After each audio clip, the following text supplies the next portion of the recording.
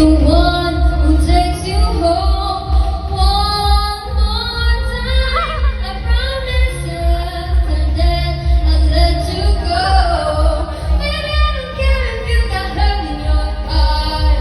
All I really care is you wake up in my arms one last time. I need to be the one who takes you home.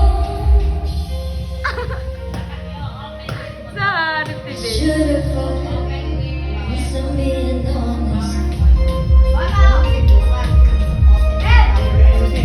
Ayun, di ko nagay.